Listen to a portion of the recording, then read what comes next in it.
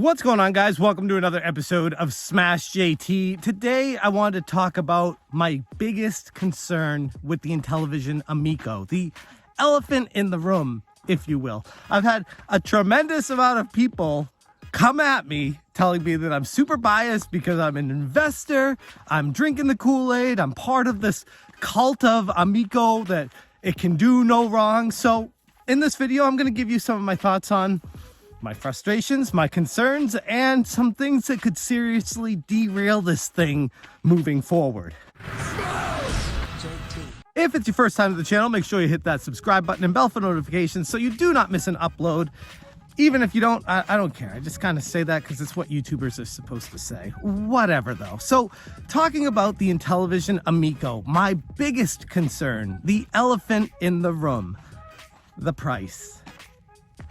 And this is something that I've brought up in the past, that I've expressed to Tommy and the team over at Intellivision, that is a little bit concerning, especially with the amount of variety of consoles that are supposedly getting ready at launch, between the wood grain, the Galaxy Purple GameStop edition, the regular one. Like there's so many different palette options, collections coming with signed posters and games. And I mean, to be honest, if even for someone who's ingrained with it and invested in it like I am, it's still super confusing.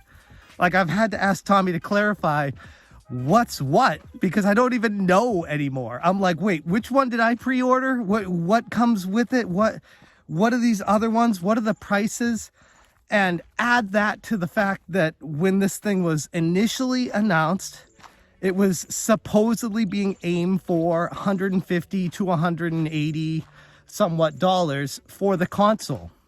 Now, I've talked to Tommy about that too, and yes, a lot can change. That was what they wanted to aim for. That was before a gigantic chip shortage. That was before a worldwide pandemic. That was before insane inflation. That was before everything. So yes, I understand a lot can change, but setting the expectation to the consumer of that's what you're aiming for, and then the reality of it coming in at, well, if you check the Intellivision website right now, it says $249.99 MSRP. But if you go to GameStop, it's $299.99. And Walmart, it's $299.99. So going to different companies, doing different stores that are selling these, you're getting a $50 premium. And some of them, I will say, like, they come with like $50 gift cards, and some don't. That's the thing. It gets very convoluted. And now with Phil Adam taking over as CEO, he's inheriting a position that is going to be extremely challenging to overcome. And I think from my perspective, if you watch this, the number one thing you need to address is clarity on the price. And affordability is now out the window, which was one of the pillars that the Intellivision Amico was built upon. All the games initially were supposed to cost anywhere from, what was it, $1 to $10, or $10 and under, or whatever, with some exceptions. And the same excuses apply here with inflation, chip shortage, worldwide pandemic, all the same excuses. But that misses the whole point of the situation. That misses the problem, the crux of the situation, which is the end user, the consumer, is going to need to pay whatever you're charging if they want to participate in this event of the Intellivision Amico.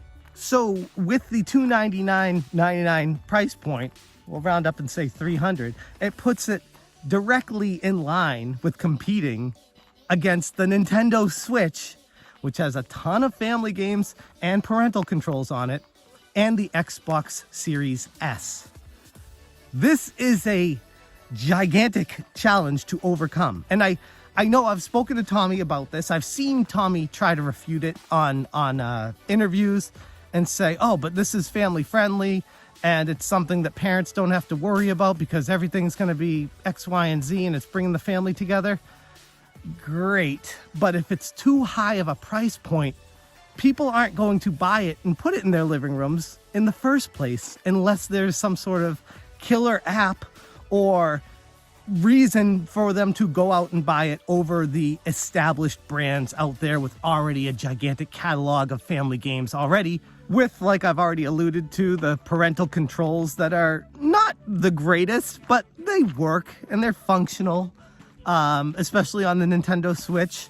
And being a parent myself, my son loves his Switch, and there are a lot of family-friendly games already on it. Now, again, this is coming from an investor in the Amico because I feel like it brings something different to the table. I feel like it brings something that we could experience that doesn't exist already. And I feel like that's what a lot of the naysayers and detractors, I won't call you haters because Rich from Review Tech hates when I do that. The people that have a negative outlook no matter what about the Amico will say is, why would I buy that if I already can get that somewhere else? And with the price being increased higher than what I had initially thought it was going to be, that kind of throws the entire situation into a much bigger challenge than initially existed. It's not something that can't be overcome, but it's definitely something that we need to talk about. It's not something I'm going to sweep under the rug and pretend doesn't exist. This is a gigantic challenge. And as far as Phil Adam taking over as CEO, this is something that he needs to focus on. When he was on the Retro Bros Intellivision live stream the other day, he was alluding to how the challenge of the chip shortage, inflation, skyrocketing prices across the board were contributing to increased hardware prices, increased prices for game development. So the games that were way back when it was first initially the launch trailer for this to drum up some excitement for it was saying, I believe it was under $10 per game, is now going to have to be dramatically increased from that if this company is going to be profitable, sustainable, and successful in the long term. And I'm not talking like, oh, all these games have to be $11. Like there's some games that they're going to need to be $19.99 or $29.99. And the experiences that they hold will need to have a reciprocating value where you get your money's worth out of that game for that price. And with the games that are already existing on competing platforms, yes, there are exclusives on the Amico, but some of the exclusives just have a few minor touches to them. Some of them are not all that different from what's already existing. Most of them are, but some of them are not. So I would say for the games that are already existing on other platforms with minor changes and updates, those have to be cheaper on the Amico. They cannot cost as much or more. And that is going to put a lot of pressure on the exclusive games built from the ground up for the Amico. As I've alluded to before in previous videos, I don't know the nitty-gritty details of the financials of Intellivision as they currently stand pre-production before they've sold any units, but I'd imagine they're not in terrific shape. And they just started their fourth funding round. This time it's on Start Engine with, I believe, as little as a $500 investment. People can buy shares of stock in the Intellivision company. And while I told Tommy when we talked about this previously, I don't necessarily think it's a great idea, the fact that they're moving forward with it tells me that it is something that they desperately need to continue working on the Intellivision Amico. And that's something the haters will hear and they'll eat it up. They'll love it. They'll be like, we told you, we're right. No, this is the serious reality of a functioning company in 2022. You need all the help you can get. And right now, I would assume that they are, like I said, not in the best of places. Doesn't mean they can't turn it around, but it definitely points to challenges that they're currently facing. When I talked to Tommy about this, I strongly advise to get at least the Founders Editions consoles out there first before doing another round of funding. But for whatever reason, that wasn't viable. It wasn't possible. So they've moved forward with a 4th round of funding. That from a business perspective, I guess I got to agree with them if their backs are against the wall and that's the only choice they have. But I can definitely see from the consumer side of things how this can be extremely concerning. And for the gamer side of things, extremely frustrating. So a company is asking for yet more money and still has not produced the system. That's not a good mix. Not a good mix at all. And like I said, I've told this all to Tommy. This is nothing he hasn't heard before. But at the same time, I'm not going to hold any punches back and say, oh yeah, everything's great. Everything's fantastic. Like this is on the up and up and everything's going to be perfect. Just got to secure this round of funding and rainbows and butterflies will just appear out of nowhere. I don't think it's going to be that easy. There are some serious challenges and hurdles that Phil Adam is going to need to overcome in the next few months, especially. I think this is the make it or break it time for the company. And they have a lot of people on their side.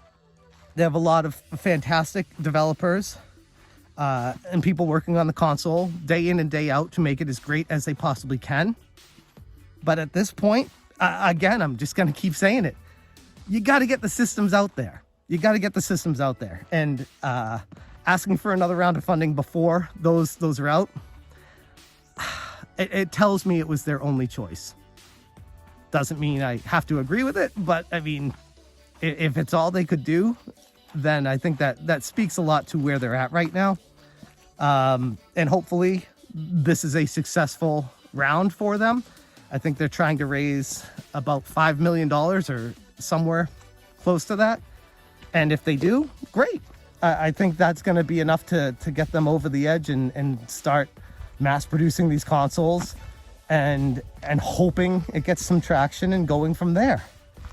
But until that happens, it's just the same old of still waiting for the Amico and still funding it. And it is what it is.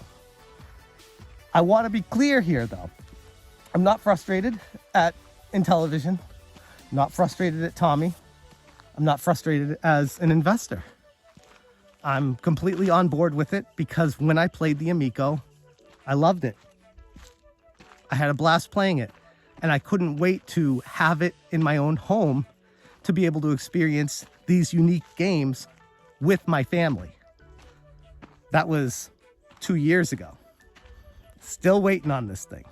And I think this is a very expensive and very educational lesson for especially Tommy Tallarico, but more broadly, anybody trying to start a company in the video game industry in the modern era. You're competing against established brands, which most of them have unlimited funds to bury you if they want. So you better have something different enough to bring to the table for them to either buy you out or for you to succeed through all the turmoil. And even though I feel they do, that doesn't necessarily mean the general public will. Time will tell. So I wanted to make a video just to let you guys know that yes, I do have some serious concerns about this company.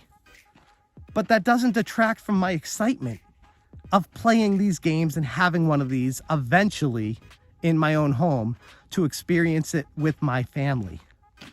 And I keep going back to when I played it, I fell in love with it. And I feel like once people are able to do that, hopefully they feel the same way that I did when I picked up the controller and I interacted and played the games with Tommy, with the team at Intellivision, with my own kids. Lots of different experiences that are able to be had. I wasn't influenced by Tommy, as Rich from Review Tech tries to say. I wasn't deterred from my emotions. No, I am a gamer. I played it and I loved it. And I'd like to think other people, once they finally get the chance, whether if they buy it for themselves or maybe have it at an in-store kiosk or even one of the events that they run, hopefully before people make up their mind and just trash the system, they're able to determine for themselves if it's something that's worth it to them or not.